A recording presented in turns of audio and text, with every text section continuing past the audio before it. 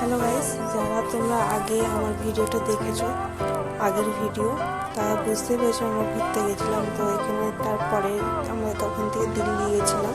তো দিল্লিতে আমরা লোটাস টেম্পল আর ইন্ডিয়া গেট, লালকেল্লা আর অক্ষয় ধাম দেখেছি। ওখান থেকে গেছিলাম, কিন্তু অক্ষয় ধাম আমাদের কোনো ফটোশ্যুট হয়নি, ফটো তুলতে পারিনি ভিডিও, কারণ ওখান থেকে সব ব্যাগ আর মোবাইল ক্যামেরা সব ছিল।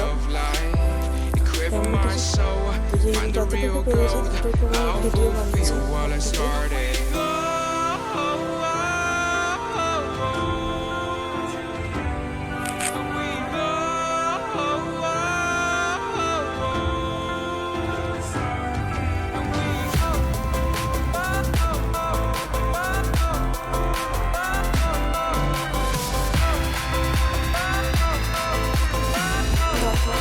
মামাকে আমি যাচ্ছিলাম, আমাকে আগে ভালো লাগলো, কারণ মামাকে অল টাইম করে ঘুরছিল। তো আমি খুব টায়ার্ড হয়ে গেছি, আমি সকালবেলায় এটা আর পাপার কাছে যেতে চাই না।